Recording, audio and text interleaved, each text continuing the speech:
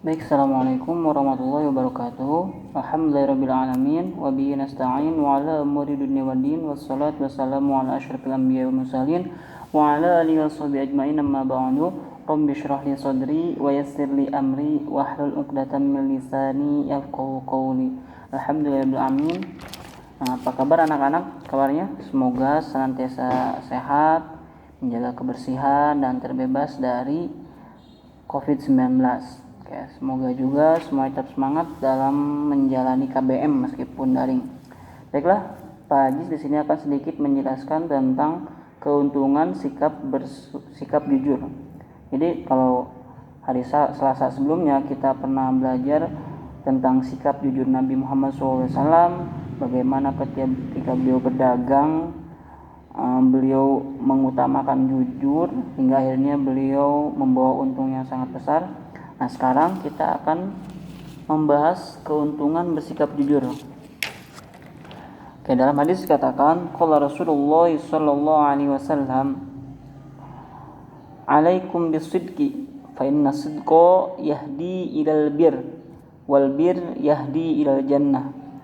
Wa wa anna rajul la yasduqu wa yataharra sidqa hatta yaktuba indallahi siddiqan.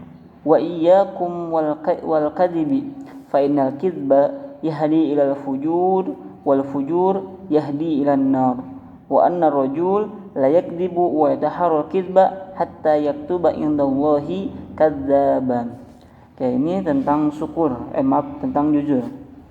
Rasulullah SAW bersabda yang artinya tetaplah kamu berbuat jujur, perilaku, kata-kata itu.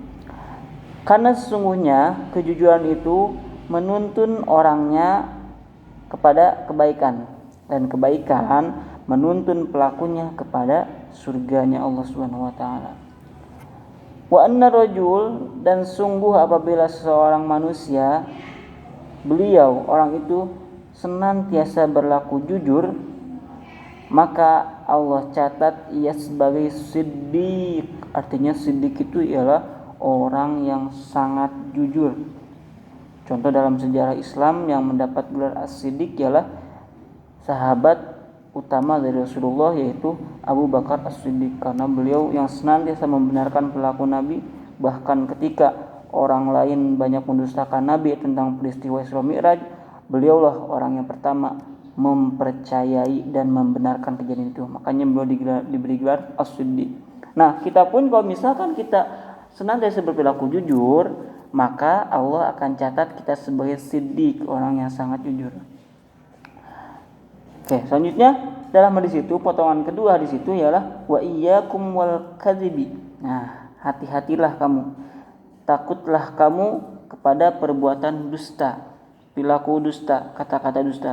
Fa innal kizba, karena sesungguhnya dusta itu yahdi ilal fujur, dusta mengantarkan pelakunya kepada keburukan, dan keburukan mengantarkan pelakunya kepada nerakanya Allah Subhanahu wa taala. Nauzubillah summa nauzubillah.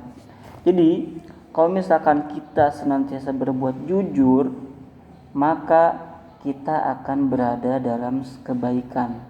Kita akan senantiasa berada dalam kebaikan. Dan kebaikan yang kita lakukan akan mengantarkan kita ke surga. Kalau misalkan kita senantiasa berdusta, berkata dusta, karena ingat, satu kebohongan akan diiringi oleh kebohongan yang lainnya. Ketika sudah seperti itu, kita menutupi setiap kebohongan dengan kebohongan, maka kebohongan itu akan menjadi keburukan, dan keburukan akan mengantarkan perilakunya kepada nerakanya Allah Subhanahu wa taala, wa'iyadzubillah. Oke, jadi keuntungan sikap jujur itu utamanya seperti itu dari hadis. Namun keuntungan yang lain yang bisa kita dapatkan dari perilaku jujur, diantaranya ialah orang jujur akan disayang oleh Allah Subhanahu wa taala. Siapa yang gak mau disayang oleh Allah? Semua orang ingin disayang oleh Allah.